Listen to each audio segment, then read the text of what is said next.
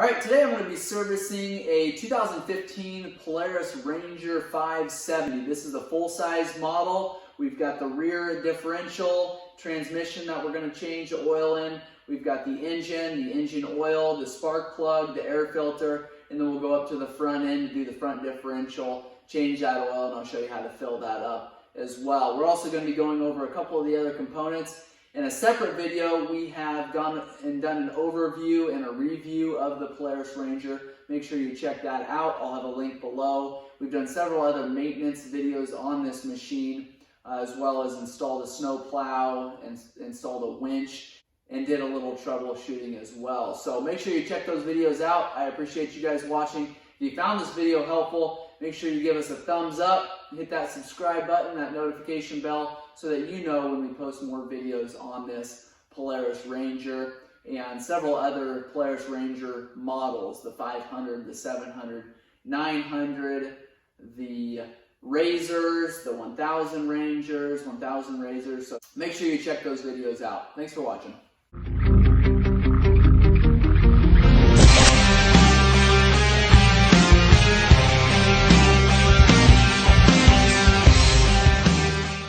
All right, we're going to start this service video off on the left-hand side here. If you look right underneath of the bed on the left-hand side, right above the tire, you'll see your clutch cover. And I've showed you several videos on how to remove those clutches and replace those belts. But one thing I wanted to point out right here is your red plug. If you've been doing any riding through any sort of water at all, or maybe you've power washed your four-wheeler off, maybe your clutch is just slipping, you want to pull that red plug there and see if there is any water in that housing. If there's any water in that housing, if there's substantial water, even just a little bit, I would suggest pulling that cover, bolts all the way around there, 3/8 bolts, remove those so that those clutches can dry out.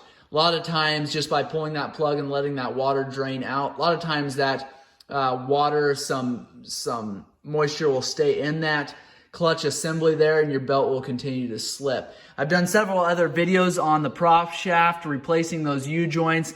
In our Ranger Crew videos, we've replaced that center carrier bearing, so make sure you check those out. But that's something you want to keep an eye on. There is a lot of times grease certs on there. On this model, it does have a grease cert right there. You can see that, so you have to turn that Ranger over and get that to a position you can get your grease gun on there. So make sure you keep that lubricated. I'll pull this bed here in a little bit, lift that up so we can see that engine a little bit better. But I'd like to go over now and show you how to start your service out. So put your foot on the brake, go ahead and start your Ranger. By now you probably know how to start and stop your Ranger. Make sure it's in the park or neutral position. Start your Ranger up, let it sit there and run for 5-10 minutes. You want to make sure you don't let it run for 3 hours. Don't go inside and eat a hamburger and forget all about it, because when it comes time to drain your oil, that oil will be extremely hot. So let it sit there and run for a couple minutes.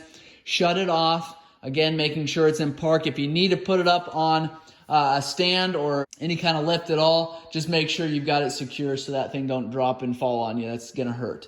So once you get that oil warmed up, we're going to go around to the right-hand side here. We're going to lift this box. We're going to hit the lever. Either side has the lever, but I come over here because that's where we're going to crawl underneath of the Ranger at. So hit the latch here and lift that bed up. Pretty easy to do. Now you can see underneath of here is your engine. You probably knew that by now. There's your oil filter. There is your oil dipstick, and that is where you fill your oil at. Okay, in that larger hole there, you can see it's kind of an odd shape. It's not a circle hole, it's more of a triangle or some other odd shape like that. There is going to be an area there that your drain plug is going to be exposed. It's a 6mm Allen. Make sure you've got a good firm hold on there before you start turning that. Make sure that your Allen wrench is all the way in there so that you're not stripping that out.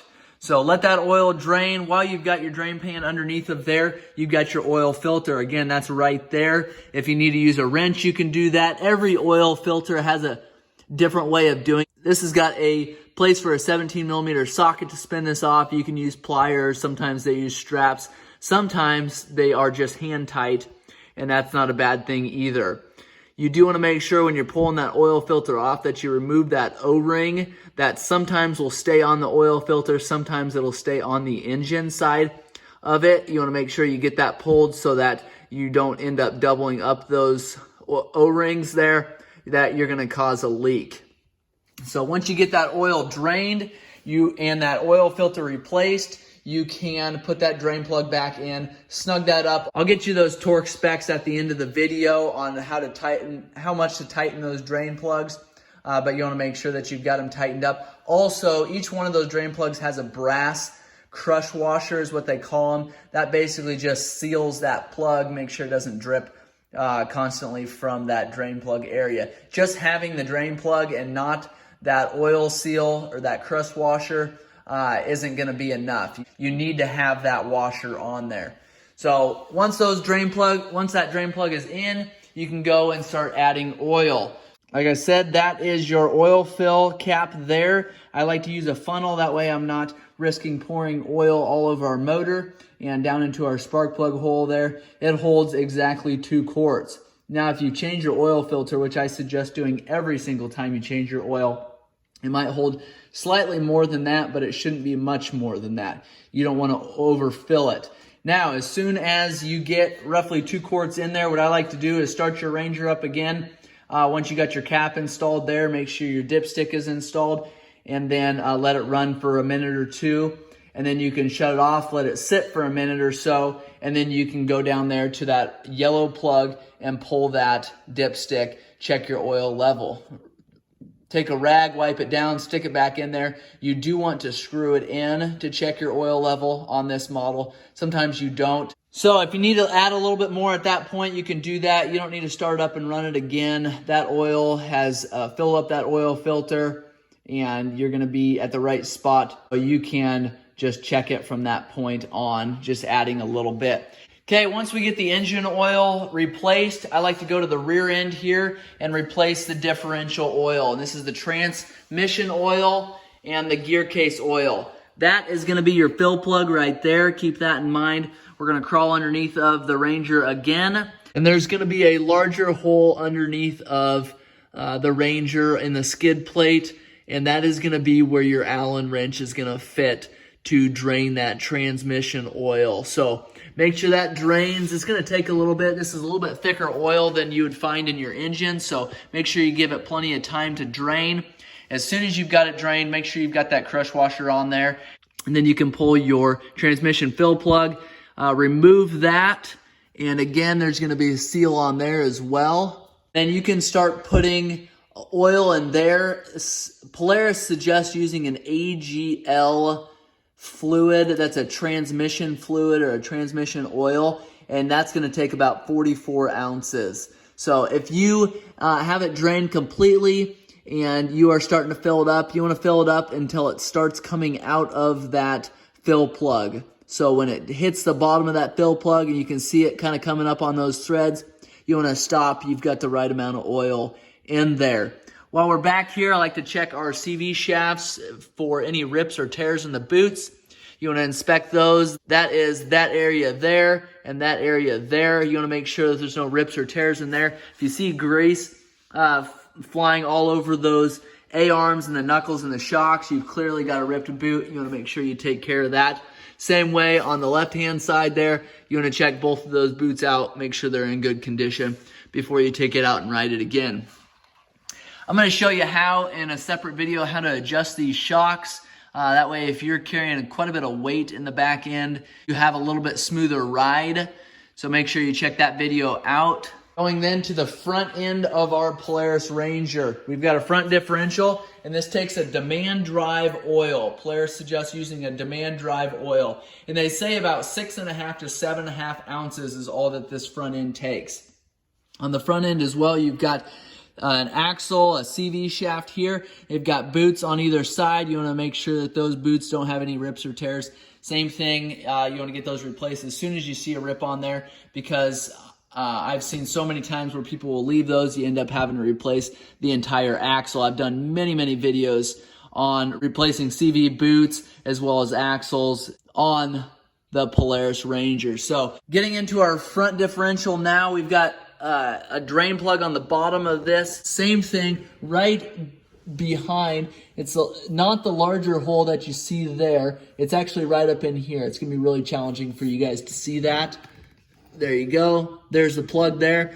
Our plow mount almost covers that hole up, but thank goodness they left a little area for us to be able to change that oil still on our front differential. And then once that oil is drained, and again, same thing as the rear, it takes a little bit longer on these because they're a little bit thicker oil. You want to pull our fill cap, which is here, fill it up until you reach the bottom of those threads again, just like the rear when I explained that. 6.5 to 7.5 ounces, whatever it needs there. It doesn't take much, so you do want to make sure that you get all of that put in there. And then you can put that cap back on, make sure that those are snug. Again, I'll get you those specs here in a little bit. For our air filter, it's going to be on the left-hand side of the motor here, underneath of the box. Give me an idea where we're at here. Right underneath the box here, we're going to have clips, and I believe there's 5 of them. 2 on this side, 2 on the other side, and 1 in the back. You're able to drop this air filter lid down, and our air filter is going to sit right underneath of there. Change that. I like to make sure that that's cleaned or changed every time I service my Ranger, and probably more times than that. I like to check it if we're going out riding on in a dusty area. Make sure you change it when you're done with that, because you do not want these air filters dirty, and then they typically will start using oil. I touched a little bit on our grease zerks on our prop shaft there. There's also a lot of our A-arms have these same grease zerks, so front and back.